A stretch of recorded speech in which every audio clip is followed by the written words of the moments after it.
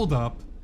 Back it up a bit. I've been using this basically as my channel's logo for the last few years, and I haven't really given an explanation why. I haven't even really mentioned where it came from. I think it's about time I changed that, so let's get right into it.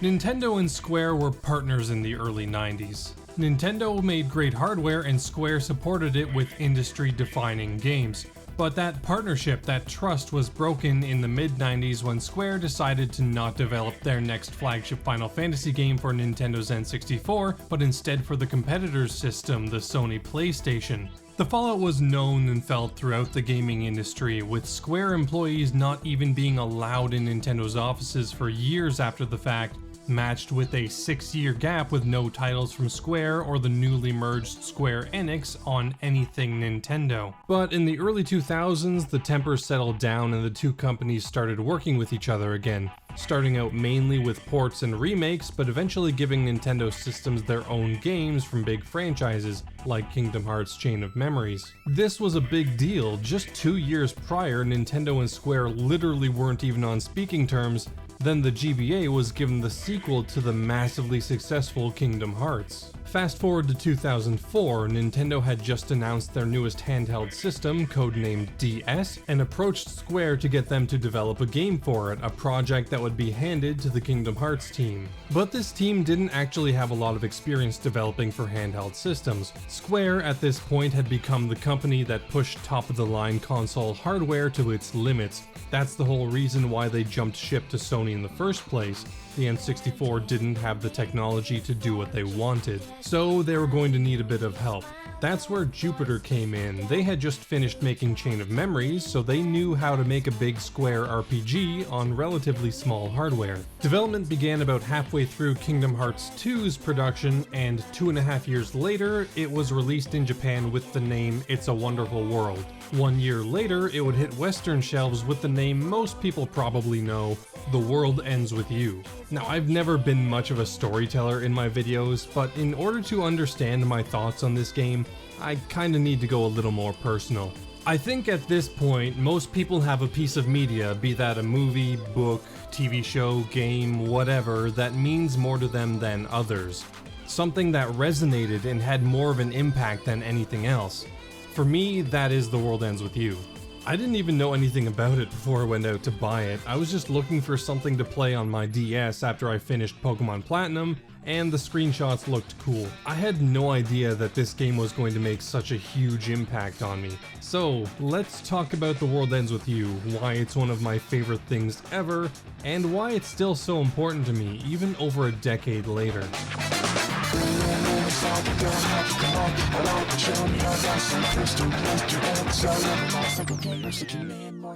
Before we get started here, there's one thing I have to clarify. There are 3 separate versions of The World Ends With You. The original DS release, Solo Remix, which was a single-screen port made for mobile devices, and Final Remix, an expanded update of Solo Remix released for the Nintendo Switch. This is important because there are major differences between these versions, mainly between the DS and the Remix versions. The World Ends With You was made exclusively for the DS and was designed to take advantage of the DS's concept in a way that would be impossible to replicate otherwise, so when the ports were made, they obviously had to make some major changes. To make the video look nicest, I'll be using footage mainly from the Switch version, but there's a lot of DS exclusive features and mechanics that I'll be going over here. While these versions aren't different enough to be considered different games, they are different enough to be separate experiences, so when the time comes, I'll go over the pros and cons of each to give you an idea as to which version may be right for you if you want to play the game now.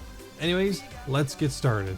The title screen is so striking, and the song that plays over it just cements it, with the empty city and ominous yet chill music. The remix screens are fine, both having a bit of a different flair, but neither are quite as good. I'm not actually a huge fan of the Switch version's default music either. It's a little too busy and not as impactful. Thankfully, switching between the original and remix is as easy as a touch of a button, so it's no skin off my back. Our protagonist Neku wakes up in the middle of a crosswalk in a big city with no idea where he is or why he's there. The only thing he notices is that he has a strange pin, and upon giving the pin a toss, he realizes that he can somehow hear other people's thoughts, and before even being able to process that little tidbit, he gets a message on his phone. Reach 104. You have 60 minutes. Fail and face erasure. Signed, The Reapers. Neku obviously treats this as the spam text it seems to be, but it just keeps coming back. Then he feels a jolt on his hand, and his entire world changes. A timer appears on his palm, counting down from an hour, and strange monsters appear from thin air and start attacking him. He can't fight back, and no one seems to hear his cries for help. With no other options, Neku makes a break for it, which triggers the game's opening movie. I adore this scene, but here is where we come to the first real limitation of the remix versions. See, most TVs are in 16:9 aspect ratios, but the movies here were produced to use both of the DS's screens at the same time, which is equivalent to a 4:6 aspect ratio. So translating the movies to these new versions basically crops more than half of what was originally seen. Here's what it looks like originally.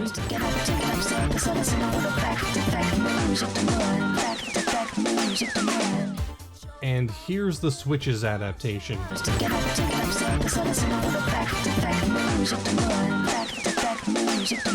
It's really cramped and stifled by comparison. It's still great, and the uncompressed version of Twister makes listening to it much better, but it loses a lot of its artistic flair and identity this way, unfortunately. Most of the game's cutscenes are like this to some extent. It's far from ruinous, and more of a nitpick, but it's a clear point in the DS's favor. Neku runs to another part of the city, but he's still not safe. The same creatures grab several other people and they vanish. He's just about to give up when this girl appears. She seems to be the only one who can see Neku and somehow understands the situation. She then asks Neku to forge a pact with her, and they do. Now Neku can conjure fire out of nowhere to defeat the menacing frogs. After the battle, the girl introduces herself as Shiki and casually talks about what's going on, calling the fire Neku created a psych, and explaining that the Reaper's game is 7 days. Neku doesn't understand any of that, and getting lost in his own thoughts, heads back towards the Scramble Crossing. Once they reach 104, the timers on their hands disappear, signaling that the mission is complete, and shortly after that, the chapter ends. The next thing we see, Neku and Shiki have woken up in a different place, on a different day. This is how the entire game is going to play out. Each chapter is a new day, and each day has a new mission. I love how this is set up. The game manages to have its cake and eat it too in terms of its storytelling.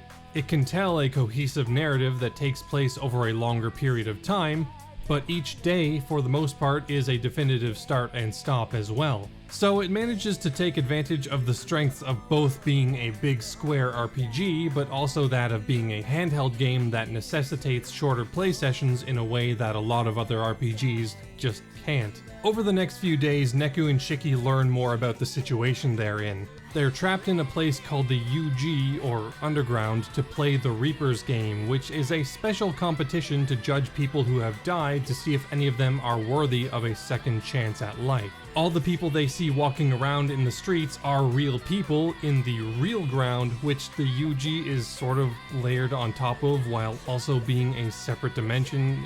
It's weird. In order to win the Reaper's game, they have to complete all of the missions given to them by the Game Master, and if they fail, they'll be erased.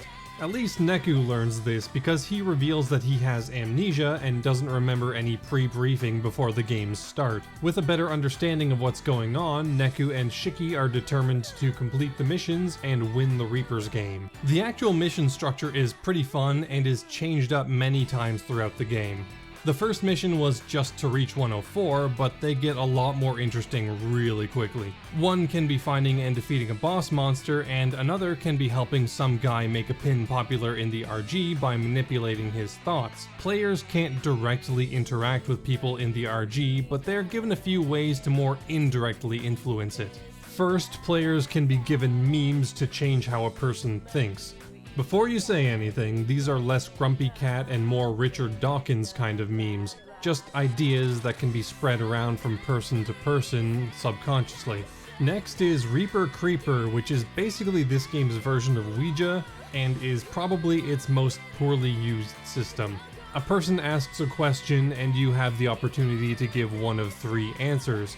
Seems like a fun way to branch some mission stories, right? Well, your answers pretty much don't matter.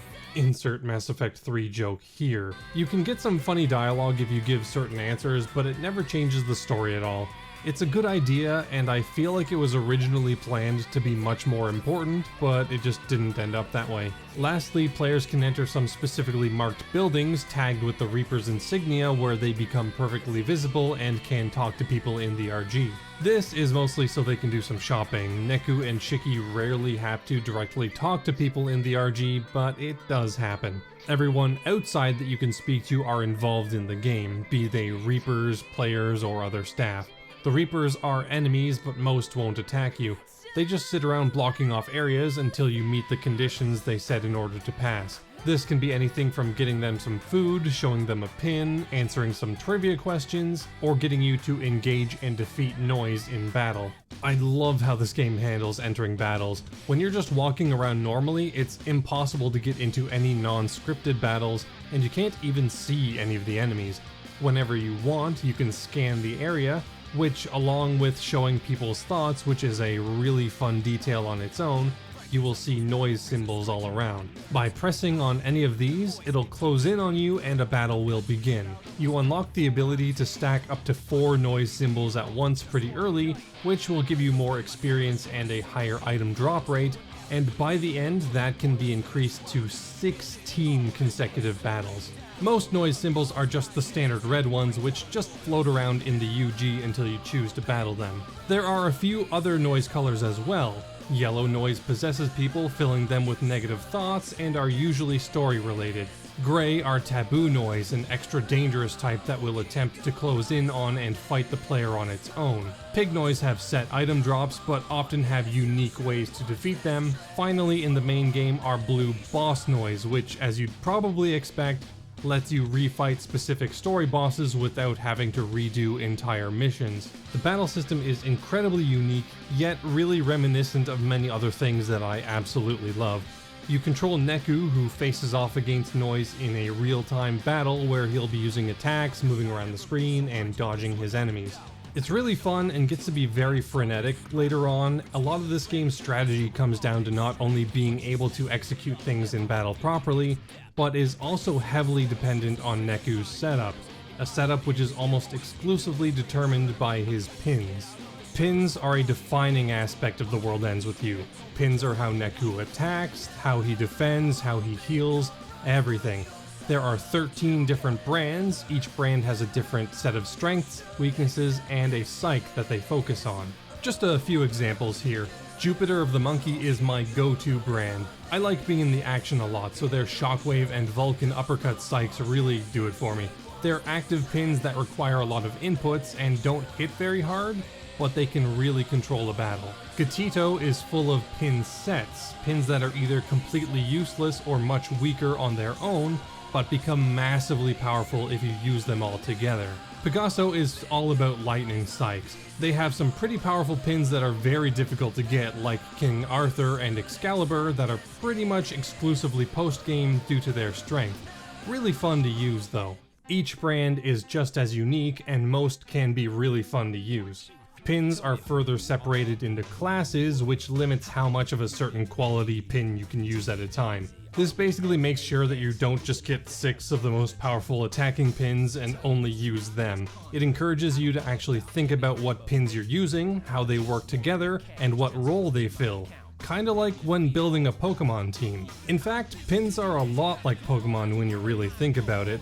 There's hundreds of them to collect, there are 13 different brands which all excel in different abilities, you can have a maximum of 6 of them equipped at any time, and most importantly, pins evolve. Not only will Neku get experience and level up from fighting battles, his pins will as well in the form of PP, and once they get enough, some pins will evolve, usually becoming stronger versions of what it already was, but some will be completely different upon evolution. The actual evolution mechanics can be pretty complicated, and some of the brands have evolution charts which are difficult to follow at best, But if you're not going for 100% completion, like I did for this video, it's best to just ignore the details and go with the flow. Pin evolution gives the same feeling as Pokemon evolution if you just let it happen naturally, and spoiling that feeling by planning your builds out beforehand is not advised, at least on a first playthrough. Now with hundreds of pins, there's bound to be some commands that overlap. There are only so many ways you can divide up tapping, pressing, or swiping a touchscreen. Thankfully, the game has a few ways to make things a little more convenient. Pins closer to the front of the deck will take priority and will activate before others, but if you really need one pin to be separate due to how it works, you can set it to a sub-deck which will disable other pins when you want to use it. I can imagine a world where this system falls into an incomprehensible mess, but thankfully Square really thought it through very well. So just with this, the battle system would be standout top tier stuff. But then they went and put it even more over the top with its take on difficulty. There are 4 different difficulty settings. In battle, these only change how much damage you do and take, and how much experience you get after a battle. On the surface, it doesn't seem like it's that interesting. Enemies don't get new moves, there's no new enemies exclusive to higher difficulties, nothing like that. But if you look in the menu, you'll see something fairly innocuous. Just a little bar on the bottom.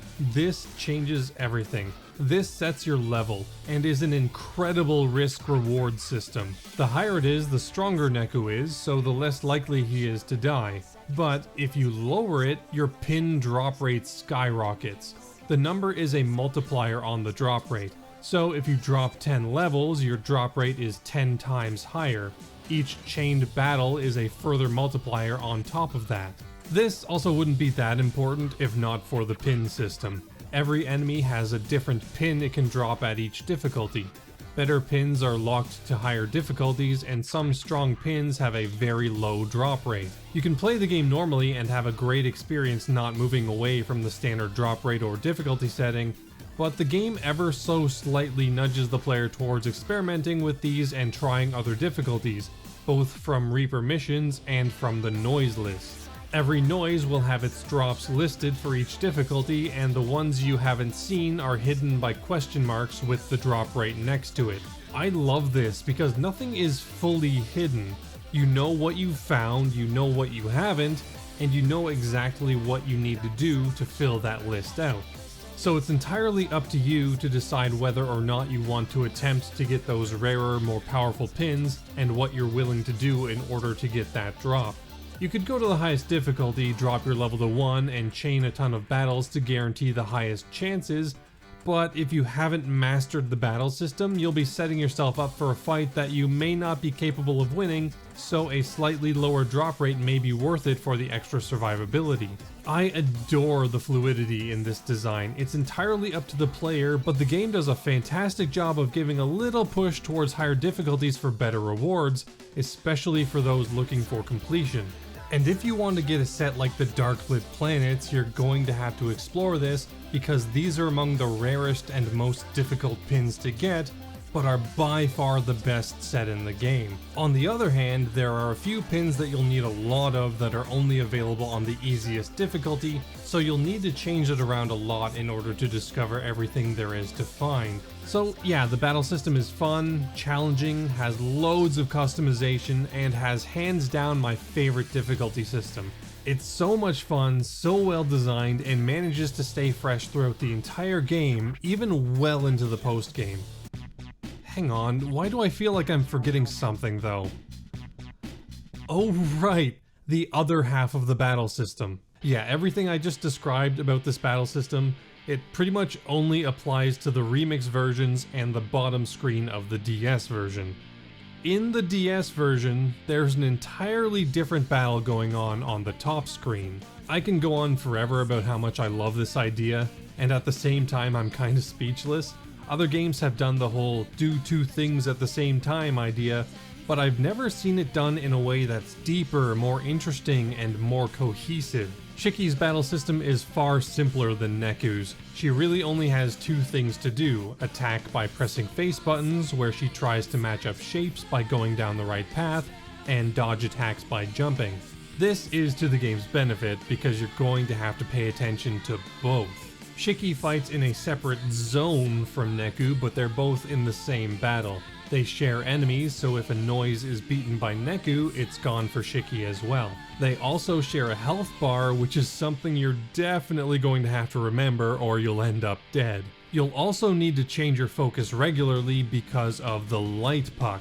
By passing the light puck back and forth, which is done by finishing an attack combo, Neku and Shiki's damage will get multiplied. The multiplier can get so big that it can be worth taking a few hits as Neku to make sure Shiki gets that combo off. This seems like a small thing, but it's such good game design. It incentivizes you to actually pay attention to both screens in order to maximize your damage output.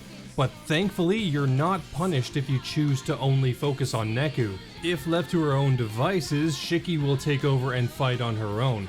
Sure, your combo won't get as high as often, but you won't be completely hung out to dry. So in review, fight noise using Neku and the extremely rewarding pin system on the bottom screen, while simultaneously navigating Shiki's shape matching system in order to pass the light puck to get higher damage multipliers, all while making sure both characters dodge enough attacks to not die. I know some of you are probably getting dizzy at this point, and I get it. I tried to keep this as simple as possible, but even then, it's not an easy battle system to understand, let alone actually play. There's a pretty harsh learning curve to make full use of this system, and even though I had mastered it back when I first bought it, coming back several years down the line, I had some trouble wrapping my head around it again.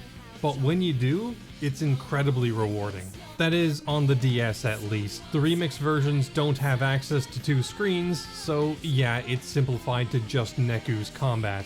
It's a definite downgrade, hurting the system both mechanically and thematically, but it's the best possible solution considering the circumstances, and is much better for people who struggle with the original combat. You do still have some control over Shiki, except she's basically just a 7th pin for Neku to use instead of her own character. The light puck is also gone, so instead of damage buffs, you get sync rate bonuses, which lets you use your fusion pin more often. That's one thing I forgot to mention earlier. Neku and Shiki get a special fusion pin that allows them to use a special finisher move that hits all enemies on screen for a lot of damage. They have 3 levels once they're fully upgraded, and in the DS version, they're just static attacks. You press the pin, the move happens, and that's it. In the remix versions, there's a whole new minigame that makes them far more interesting. I actually really like this change. They're more demanding and can be far more powerful as long as you can perform the minigame properly. But overall, I do think that the DS version system is a bit better. It takes a lot more work to understand and master, sure, but when you do get that understanding, achieve that mastery, it's far more rewarding than what the remix versions can offer. It actually reminded me of when I first started learning how to play guitar. It seems incredibly daunting, not only having to keep track of strumming or picking patterns, but also consciously finding the right frets or chord formations. But over even a small amount of time, it stops being such a conscious effort and starts becoming second nature. I actually started to focus on learning and making music around 2008 as well, and that's not entirely a coincidence. Now, I'm not going to sit here and say that The World Ends With You is the sole or even primary reason I got into music, but I'd be lying if I said it wasn't an influence. I grew up kind of insulated musically. My mom liked country and my dad liked classic rock, so that's pretty much all I heard when I was a kid.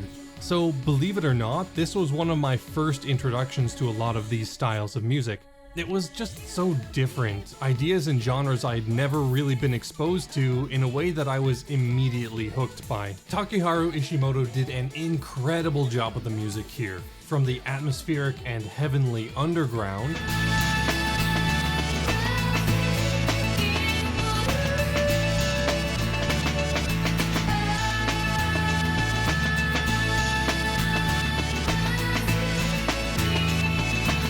the energetic and driving 3 minutes clapping, Until the time is up, can't give up on you. Before the time is up, I'll leave all my regrets between the lines of lights. I am lost again until this time is up. to the mysterious earworm calling,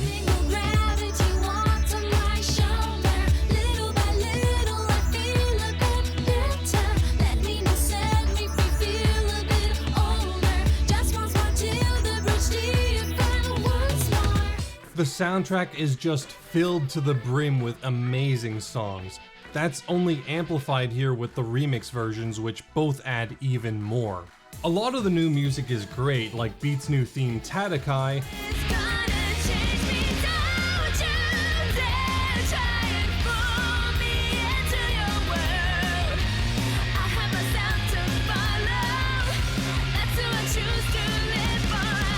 like the name would imply, there are loads of remixes added into these versions too. It's not all incredible, and there are a few tracks that could bear to be played a little less often, but overall, it's probably my favorite soundtrack on the DS, and the remix versions push that bar up even further. That shouldn't come as a surprise, you've been hearing the soundtrack the entire video, so it should be obvious how great it is. That excellence continues into other aspects of the presentation as well, especially the art style, which you can probably already notice. It's just so bold and unique, especially compared to anything else on the DS. Nowadays, a lot of people compare it to Persona 5, and I do understand that. They're both heavily stylized, using bold colors, thick outlines, with striking fonts and menus, but that comparison sells both styles short in my opinion.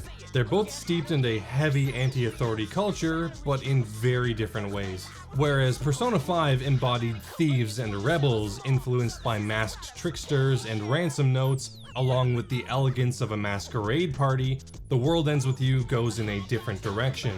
Its style is punk and hip-hop graffiti influenced. It's rougher, sharper, and more chaotic. Its style is inspired by the youth culture that, having nowhere to go, created its own space.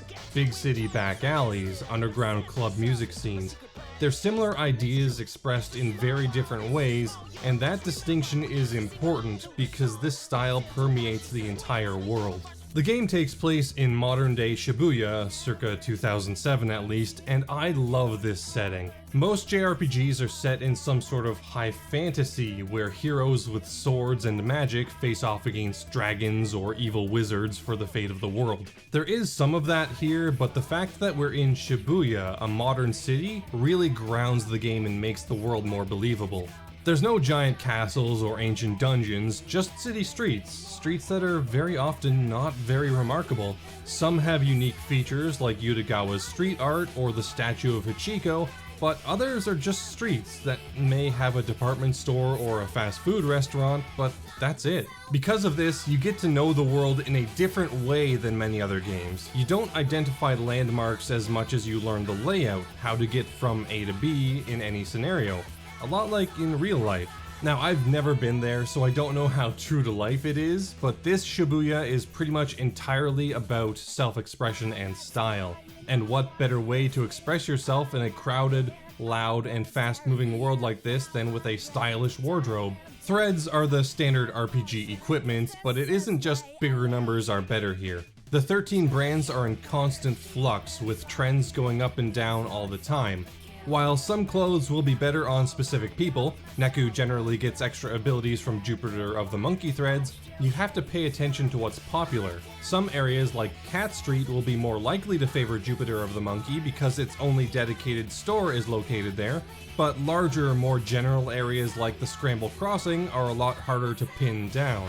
Which brands are popular matter because popularity manifests in the underground by strengthening or weakening pins. If Wild Boar clothes are popular in the real ground, those pins will do more damage.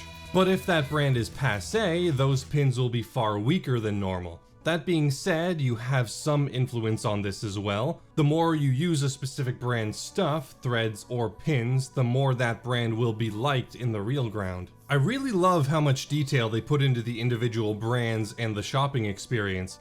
Big brand stores like Musratis have multiple locations, all with the same general stock, whereas niche stores generally have more unique, more expensive stuff, and the shopkeepers will be dismissive of you until they know you. Oh man, the game does such a good job of making the shopkeepers characters in their own right too. They all have names and unique dialogue, and as you buy more stuff from them, they become your friends and you learn more about them, as well as unlocking more abilities for your threads. For instance, these three characters all have the same last name, and that's no coincidence. You eventually learn that they're all brothers, and just their occupations and dialogue tells a story. The oldest brother worships classic rock, so he runs an eccentric psychedelic store with hip snake clothes. The middle brother, influenced by that, then went on to work at Tower Records writing album reviews, and the youngest, despite not looking the part and working at a department store, has put out an album with his own band. It's these tiny details that really help make the world seem real. The character designs really help with this too. Not everyone gets a completely unique look, a few of the shopkeepers end up with the same designs, but all of the main characters are so unique and interesting. Yes, there are some Nomura-isms here, and everyone could stand to gain 50 pounds or so, but their look, their clothes, their attitudes, it makes each and every one stand out, and it really helps sell the idea that this Shibuya is a place where anyone can be who they want to be. With that, I think it's about time we head back toward the story. I've tried to explain as much as possible without spoiling any specific major events so far, but this is where that ends. I will be discussing some gameplay stuff here too, but it is spoilery. So if you want my full thoughts, watch on, but if you want to play the game, skip to this point right now. I'm not going to be holding back at all. The story is in a lot of ways a coming-of-age tale, following Neku and his growth as a person, but supporting that is a more traditional JRPG plot, albeit in the very unconventional modern setting. Like I said earlier, the game is split up into days, with each day being a chapter. On top of this, there are also 3 acts, or arcs, of the story. I've only been talking about Act 1, Shiki's week, up until now, but it should be pretty obvious that there is more. Each act has a completely different feel to it, with Shiki's week being by far the biggest on character development and growth. This makes sense, it kinda has to be. It's introducing pretty much everyone you'll be knowing throughout the game. Of all the main characters this week, Neku, Shiki, Beat, Rhyme, and the Reapers, I think Shiki gets the short end of the stick. She's pretty much only in week 1, so her issues, struggles, and growth all need to be introduced, addressed, and resolved very quickly. Shiki wanted to be a fashion designer and worked very hard with her best friend Eri to design and make clothes. But she wasn't able to design anything as good as Eri did, which made her jealous. What rubbed salt on the wound is when Eri, in an attempt to comfort her, told her that she wasn't meant to be a designer. Just imagine having your best friend tell you that your dream, the thing that you want to do with your life, just isn't going to happen. When Shiki entered the game, the Reapers took her appearance as her entry fee, which became a constant reminder of what she'll never be, and what she thought she wanted to be. The very same day we learn about all of this, Shiki learns what Eri really meant by her comment, overcomes her jealousy, and accepts that she never really wanted to be Eri. She just wanted to be able to love herself. This was handled really well, especially since it had to be done from start to finish in like an hour, but would have been nice if the game sowed more of the seeds for this a little bit earlier. One thing I really like about this arc though is that Neku is the one who really steps up and helps Shiki overcome her problems, which shows just how much growth he's had over such a short amount of time. To say that Neku was difficult at the start would be an understatement. The game goes out of its way at the start to show how dedicated to being antisocial he is. All the world needs is me. I got my values. So you can keep yours, alright? He's rude to Shiki, distrustful of Beat and Rhyme, and is even tricked by one of the Reapers into attempting to erase Shiki in order to save himself. He's callous, he's miserable, and he wants to be left alone. This all comes to a head on day 4, where the Reapers set a trap and Rhyme is erased. There's one line in this scene that really stands out, and it really goes a long way to explain why Neku is the way he is. He lashes out at Shiki, saying that they're better off without Beat and Rhyme, and that all friends do is bring you down. We know he doesn't really feel that way, or at least he doesn't want to feel that way, but when he thinks, this is just like that time. That time? What time? I can't remember. That I knew there was more to Neku's emotional state and attitude than just being a misanthrope. This technically isn't 100% canon and definitely is jumping ahead a bit, but Neku reveals in the alternate universe Another Day scenario that he once had a very close friend, and on a day they were going to meet outside the mural at Yutagawa, his friend was involved in an accident and died. This broke him, and he blamed himself for his friend's death. So his antisocial tendencies, his anger towards people trying to get close to him, it very likely stems from that deep, permanent hurt, and he acts the way he does in order to protect himself and others from that pain. What makes this even more tragic, and what makes me relate to Neku more in this moment, is that he doesn't even know why he feels this way. He just knows that he does. Neku lost his memory as his entry fee, so all that remains from the incident is that pain. Around the time when this game came out, I understood that feeling all too well. That hurt that was always there, that couldn't be explained, and could only be dulled by withdrawing away from the world. I know how hard it is for anyone in that state to focus on anything else, believe me. So Neku actively attempting to reach out and help Shiki with her own demons shows a significant step forward for him. That even on such a small scale, he's trying to be better and trying to grow. On day 7, Neku and Shiki are united and pretty determined to win the game and get their lives back.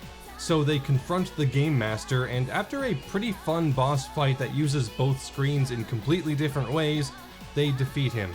With that, they win the game and there is one less Reaper. On the subject of the Reapers, they're pretty great. There's a general hierarchy of importance, ranging from support, to Harriers, to Game Masters and Officers, to the Conductor, all serving the Composer. We only get to know a few of them by name, but they're all unique and fun. Uzuki and Kariya are the most omnipresent of them and develop the most. Uzuki is ambitious to a fault, dead set on moving up and making a name for herself, and while Kariya is one of the most skilled and knowledgeable of the Reapers, he doesn't want to bother with that corporate rat race, so he works in the field, free of all the stress and expectations that come from those positions. The Reaper officers are all pretty great too. Higashizawa, the first boss, is probably the least interesting since he gets the least amount of screen time and really only exists for two things: to make food puns and to kickstart Shiki's character arc. The other ones all get much more time to shine and are better off for it. Sho Minamimoto, the second week's Game Master, is by far my favorite. Everything he says and does is incredible. He's got a speech gimmick too, this being like math and art puns, but they're so creative and interesting that I can't help but adore it. Anyways, back to the story at hand. Higashizawa is down and the game is won. So, Neku is back in the real ground and the whole ordeal is over, right?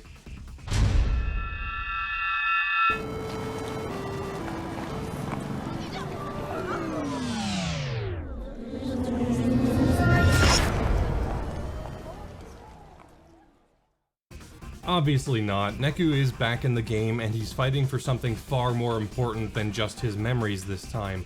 His entry fee for this game wasn't his memories, it was what he valued most. And at the time of the last game's end, that was Shiki.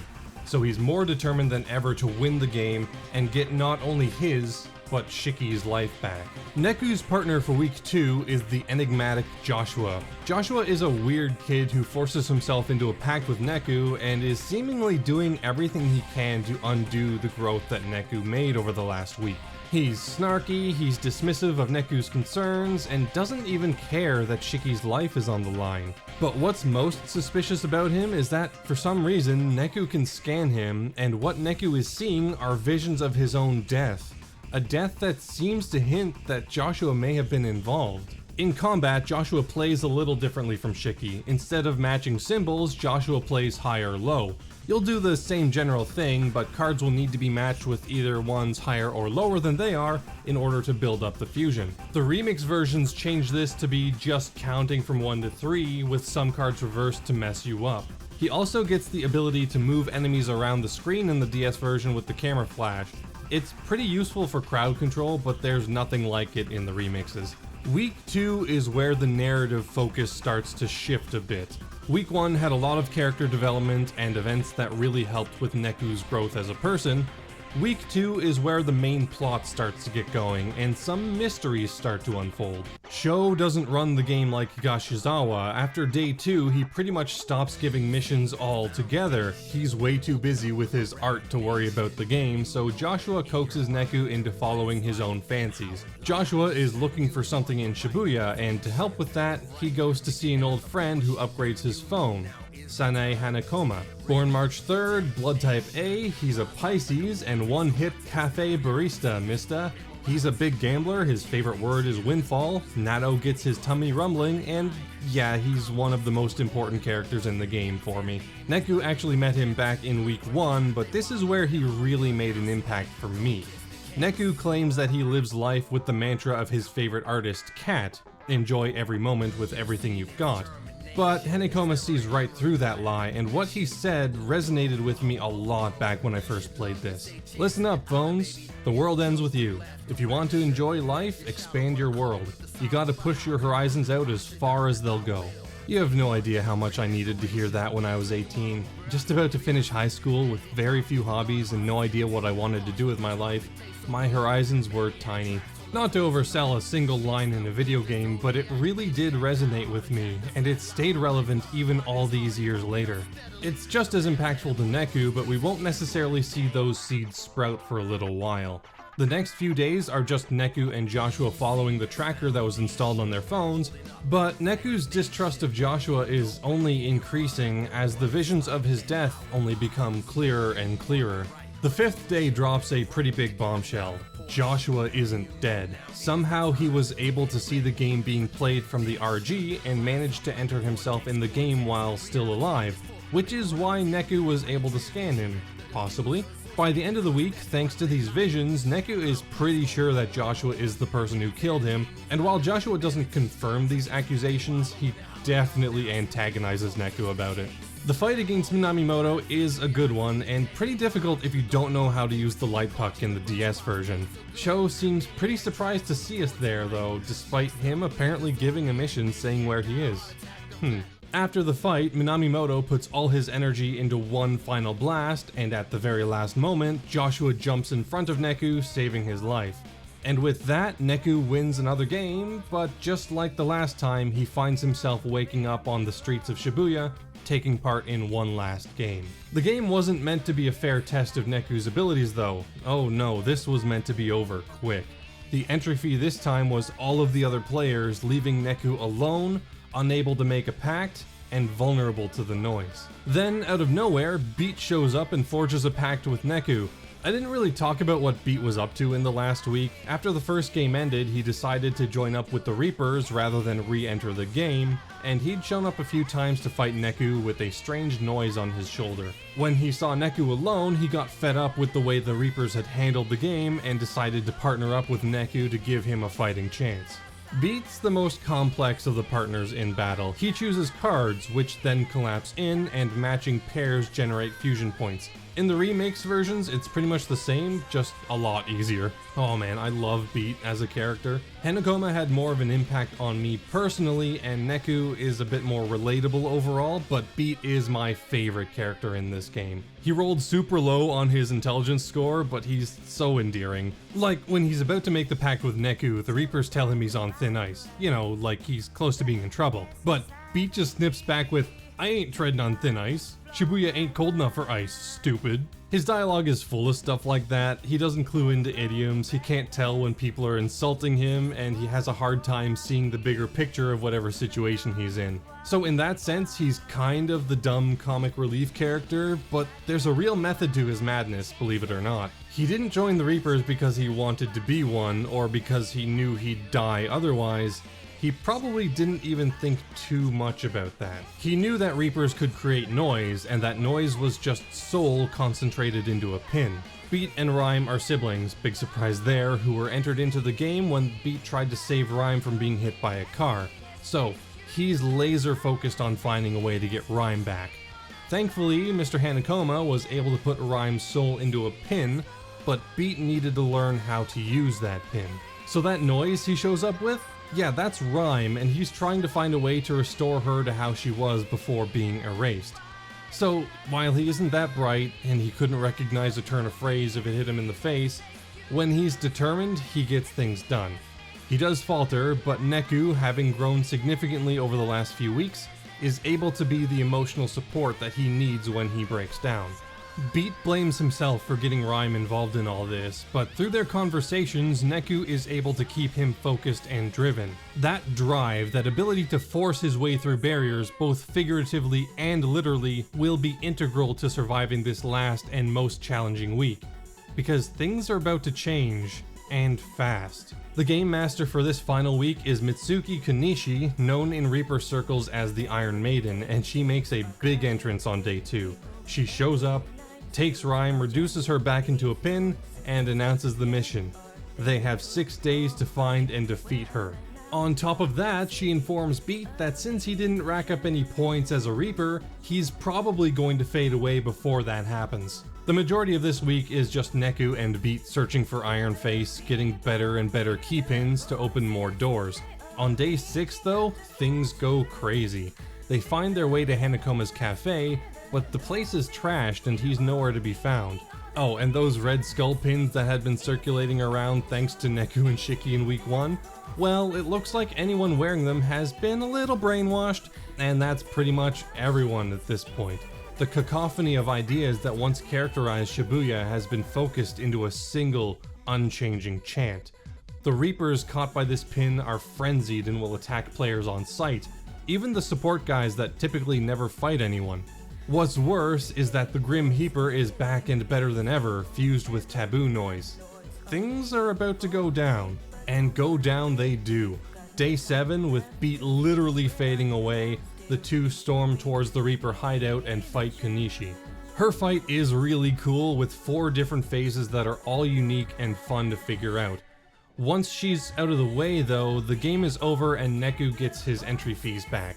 This scene is great because Shiki didn't know what happened and she got really embarrassed to know that she became Neku's entry fee. Oh, and Minamimoto? Crunched. Someone really high up must have put a stop to him. The 3 make their way to the Dead God's pad and confront the conductor, Megumi Kitaniji. He uses the Red Skull pin to control Shiki, and after 2 pretty good boss battles, the composer returns. Here's where all the big bombs drop. One more spoiler warning for the ending, skip here if you don't want to be spoiled. Not only is Joshua alive, but he is the composer.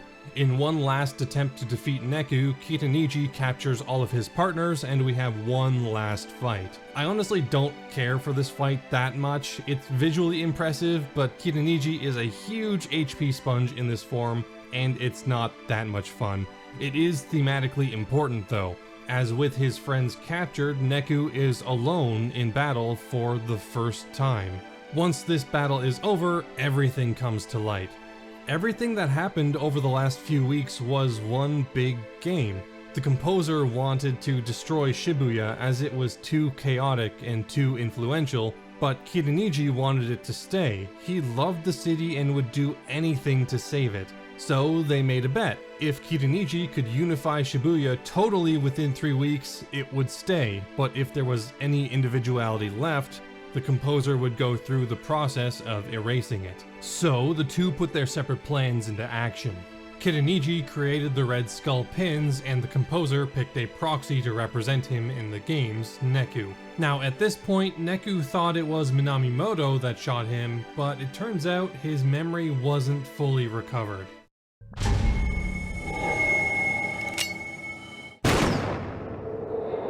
Joshua is the one who killed Neku and was trying to influence him throughout the game. That's why he was trying to keep Neku alienated from other people, to maintain that division and prevent unity, allowing him to erase Shibuya. He had one last trick up his sleeve too, a second player pin which would cancel out the effects of the Red Skull pin even if his first was destroyed. Man, is that good foreshadowing or is that good foreshadowing? Kitaniji's timer runs out and is erased, but rather than just go ahead with his plans, Joshua challenges Neku to one final game for the fate of Shibuya.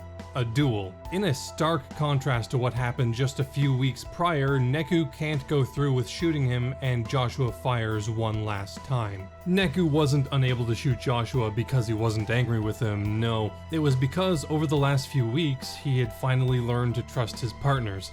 And we learn in the credits that this trust was well placed. It's hard to explain how I felt watching these credits the first time. I'd seen plenty of other games' endings, happy, sad, triumphant, bittersweet, the works, but this one felt different. Success wasn't achieved by Neku destroying his archenemy like other games, it was his personal growth, his ability to consider people beyond himself and put his trust in others, that convinced the person trying to destroy everything that what's there was worth saving. Yes, you could probably boil the game's ending down to the power of friendship saves the world, but I think that misses the nuance of the characters' struggles and what they each had to overcome to create that friendship. But I think this ending works incredibly well, is a perfect payoff to everything that had been built up, and I think was actually the first time a game made me cry. It's so good, and it basically gets me every single time I play it. And while this is the end, the game's not actually done. Once you finish the game, you get access to a bunch of bonus content. All the versions get a chapter select which lets you replay missions whenever you want, and extra challenges for each day that unlock really cool lore once you finish them. I highly recommend doing these, as it not only gives more insight as to the world and how it works, but it specifically lets you into Hanakoma's head, and lets you know what he thinks of the events of the story. On top of that, all versions get access to the alternate universe scenario Another Day. This is a much more lighthearted story where Neku has learned to cope with his pain in a more healthy way, and Shibuya is completely caught up in the Tin Pin Slammer hype. You can play Tin Pin with any character, and there's even a mini story about pins being stolen and Neku teaming up with a bunch of the cast to get them back.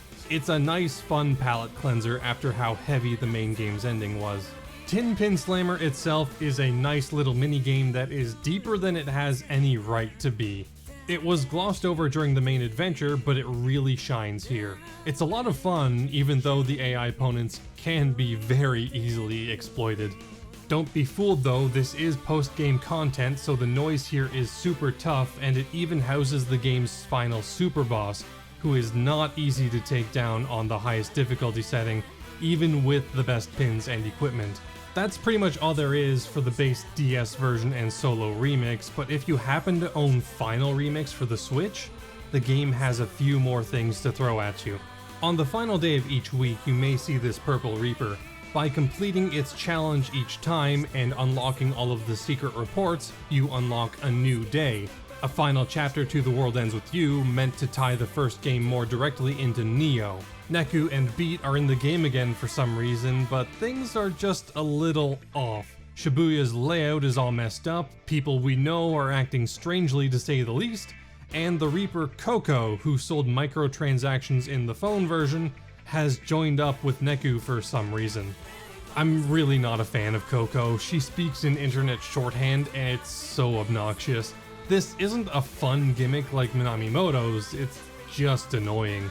A New Day introduces some new mechanics, which are basically different effects that change how a battle plays out, and a new type of noise, dissonance noise. These new noise and mechanics are mostly cool, like enemies that double if left alone for too long, or boosting your sync rate to give more fusion attacks, but Raven Ball is just awful.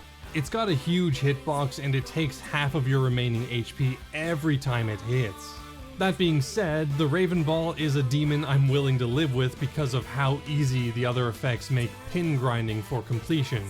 If you want to complete the game 100% like I did on Switch, you're going to have to buy every item, and not only own every pin, but have them mastered as well. Honestly, I don't recommend doing it for like 99% of people. The pin evolution mechanics really end up being pain points here. So there's two types of pin experience in Final Remix, Battle PP and Shutdown PP. Shutdown is weighted 9 times more than Battle, but it doesn't properly show that in the menus. Because of this, it's nearly impossible to accurately estimate how much Shutdown PP you'll actually need in order to master pins that have 2 evolutions, as mastering those requires an even amount of both. You're basically required to cheese this by changing the date on your system and using trial and error to get just the right amount. That being said, completing the DS version is arguably worse now because there's a third form of PP, Mingle PP, which was only attainable by playing other people in Tin Pin or using the game's Mingle mode, which gave PP from connecting wirelessly to other DS systems. Not many people carry around DSs anymore for some reason, so getting Mingle PP on the DS, while not impossible, isn't going to be a very good time, that's for sure. I left my DS on in Mingle mode for 4 hours and only got 100 PP from it. Yeesh. But ultimately, any negatives I've levied towards this game are minuscule nitpicks on what is, in my opinion, a true masterpiece. I have no problem at all saying The World Ends With You is the best game on the DS, and is probably my favorite Square Enix game, period. There's so much great stuff on offer here, from its combat, to its characters, to its world, that I can go back to it whenever I want, and each time is just as good as the first. But then the question remains, which version of The World Ends With You is right for you if you want to play it right now? Well, it depends. If you want to experience the game as originally intended and designed, which is the best if you want to actually play it but don't care about the ties to Neo, then DS is the way to go. But if you're willing to settle for a bit of a simpler battle system, which funnily enough was going to be the original system in the West, go for Final Remix on Switch. You'll get a much bigger, fuller experience, and you'll be able to go into Neo with a lot less confusion. The controls are a bit of a sticking point though. The touch controls are fine, but a lot of people have had issues with the motion controls using the Joy-Cons. I managed it just fine with the Joy-Cons and recorded all of my footage this way, but regardless, the motion controls are a bit less precise than the original DS's touchscreen. Solo Remix is kind of the odd man out here, without the original combat and presentation, nor the extra pins, music, and story content, not to mention the actual true co-op that Final Remix has. But it is also the cheapest and easiest version to get, so that is a definite plus. But regardless of which version you choose, the game you'll be playing is truly one of a kind. A modern classic as unique and defiant as the underground subculture that inspired it. I can't expect this game to mean as much to anyone else as it does to me, but thinking about this game, the world we live in, Neku's struggles, his fears, his isolation, they're all far more universal now than they were in 2008. As I write this, I haven't seen any of my friends in person in over a year. I've tried to play it off like it's no big deal, like it's fine, I don't really need to, but it's taken me like 20 minutes to write this paragraph and God knows how many takes to actually record it, so that couldn't be further from the truth. So it is really impactful to see someone like Neku learn to appreciate those connections, ones that I had frankly taken for granted. This last year has been pretty hard on basically everyone, but I am optimistic about the future. Yeah, things have been pretty bad, but I for one am really looking forward to getting out there again and trying to make my tiny world just a little bit bigger. Thank you so much for watching. Oh, have no fear, we've passed our tears. Yeah, we can make it. What's left to do? Let's make a